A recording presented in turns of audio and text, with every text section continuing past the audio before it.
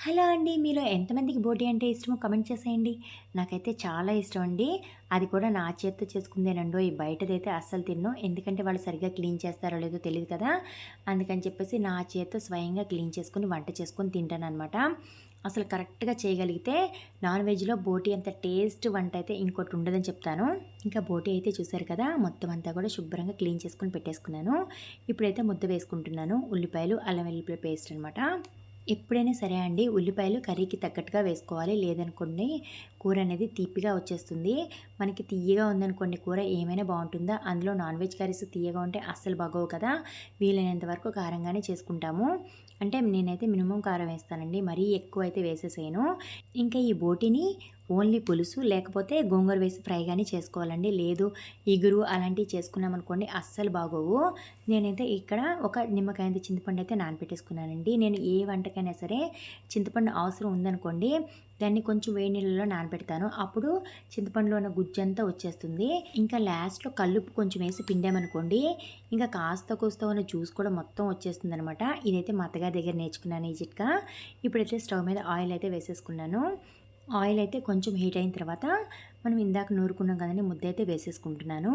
ఇంకా ఆయిల్‌లో ముద్ద వేయగానే అసలు ఎంత స్మెల్ వచ్చేస్తుందంటే, ఇంకోటేంటంటే మేము బయట ఆయిల్స్ అయితే వాడమండి. మిల్లులో తెచ్చుకుంటామనమాట. అందుకని చెప్పేసి కొంచెం వేస్తే చాలు చాలా స్మెల్లీగా ఉంటుంది. ఇంకా ఈ ఆయిల్స్‌తో ఏ కర్రీ చేసినా కూడా చాలా టేస్ట్‌గా ఉంటాయండి. ఇంకా దీంట్లోకైతే కొద్దిగా కరివేపాకు వేసేసుకుంటున్నాను. మామూలుగా నేను ఇంత తక్కువ కరివేపాకైతే వేయనండి. కాకపోతే ఏంటంటే ఇంట్లో అయిపోయింది. నేనైతే చూసుకోలేదనమాట. లేకపోతే ఒక గుప్పెడైతే వేసేస్తాను. ఈ ముద్దంతా కూడా బాగా ఫ్రై అయిన తర్వాత దీంట్లోకి బోటి వేసుకోవాలండి. ఈ బోటిని మొత్తం అంతా కూడా క్లీన్ చేసుకోవడం అయిపోయిన తర్వాత ఒక గుప్పెడు కల్లుప్పు, ఒక స్పూన్ పసుపు వేసి మళ్ళీ ఒకసారి అయితే క్లీన్ చేసుకోవాలండి. అప్పుడు స్మెల్ అనేది రాకుండా ఉంటుంది.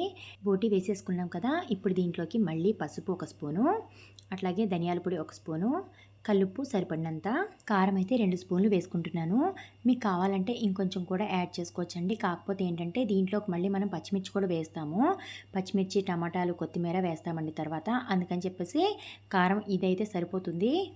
ఇంకా ఇదంతా కూడా బాగా కలిసేలాగా కలుపుకోవాలి. ఏ నాన్ వెజ్ అయినా సరేనండి బాగా వేగిన తర్వాతే మనం వాటర్ అనేది యాడ్ చేసుకోవాలి. వేగకుండా కనుక వాటర్ పోసామనుకోండి ఇంకా కూర అయితే అసలు ఏం బాగోదు. అసలు టేస్ట్‌లెస్‌గా ఉంటుంది. మీకు దగ్గరే కూర్చొని వేయించడం కుదరలేదనుకోండి దాని మీద ఒక మూత పెట్టేసేసుకోండి. దాంట్లో నుంచి వాటర్ వస్తాయి కదా! ఆ తర్వాత అప్పుడు దగ్గరగా ఉండి హైలో పెట్టుకొని చకచకా వేయించేసుకోవచ్చనమాట. నేనైతే ఫస్ట్ మూత పెట్టేస్తాను. ఆ తర్వాత దాంట్లో నుంచి కొన్ని వాటర్ వస్తాయండి. అప్పుడు ఏం చేస్తానంటే హైలో పెట్టి ఆ వాటర్ అంతా పోయేంత వరకు మళ్ళీ ఒకసారి బాగా వేయించుకుంటాననమాట. బాగా వేగింది అన్నప్పుడు మాత్రమే పులుసు కానీ, వాటర్ కానీ యాడ్ చేసుకుంటాను. ఇదైతే బాగా వేగిపోయిందండి. ఇంకా ఆయిల్ కూడా పైకొచ్చేసింది. ఈ టైంలోనే మనం ఆల్రెడీ కట్ చేసి పెట్టుకున్న టమాటాలు, అట్లాగే పచ్చిమిర్చి ఎక్కువ అక్కర్లేదండి. ఒక 2 టమాటాలు, ఒక 3 పచ్చిమిర్చి అయితే సరిపోతుంది. ఈ టైంలో వేసుకున్నాం అనుకోండి మనకి టమాటాలన్నీ కూడా చక్కగా గుజ్జు గుజ్జుగా ఉడికిపోతాయి. చాలామంది పులుసు పోసిన తర్వాత ఇవి వేసుకుంటారండి ఈ టమాటాలు. అప్పుడైతే అసలు ఈ టమాటాలు గానీ, పచ్చిమిర్చి గానీ అసలు ఏమీ ఉడకవండి. ఎట్లా వేసామో అట్లాగే ఉంటాయి. తినేటప్పుడు ఈ టమాటాల్లాగే, పచ్చిమిర్చిలాగే మనకి ఉడకకుండా అట్లాగే ఉన్నాయనుకోండి అసలు ఏమైనా టేస్ట్‌గా ఉంటాయా? అట్లా కాకుండా కూరతో పాటు ఉడికిపోయినాయి అనుకోండి గుజ్జు గుజ్జుగా చాలా బావుంటాయి కదా! ఇంకా ఇవన్నీ కూడా ఉడికిపోయిన తర్వాత నేనైతే ఇట్లా చింతపండు పులుసు అయితే పోసుకుంటున్నాను. నేను దీనికనే కాదండి ఏ వంటకైనా సరే టమాటాలైతే ఫస్ట్ గుజ్జు గుజ్జుగా ఉడకపెట్టేసేస్తాను. ఆ తర్వాత వేరే ఐటెం వేయాలనుకోండి ఈ టమాటాలు బాగా ఉడికిన తర్వాత వేస్తాననమాట. ఇంకా ఇక్కడైతే కూరలో పులుసంతా కూడా పోసేసానండి. మొత్తం అంతా కూడా ఒకసారి కలుపుకొని టేస్ట్ చూసుకుంటున్నాను. ఇప్పుడు అసలు టేస్ట్ ఏం అర్థం కాదు కానీ ఒక మరుగు మరిగిన తర్వాత అప్పుడు అర్థమవుతుందనమాట.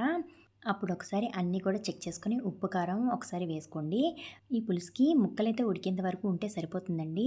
ఇంకా మ్యాక్సిమం ఉడికిపోయిందండి బోటి పులుసైతే రెడీ అయిపోయినట్టే. మీలో ఎంతమందికి ఇష్టమో కామెంట్ చేయమని చెప్పాను కదా! ఈ వీడియో గనుక నచ్చినట్లయితే ప్లీజ్ సబ్స్క్రైబ్ చేసుకోండి. కామెంట్ చేయడం మాత్రం మర్చిపోవద్దు. అందరికీ బాయ్ అండి.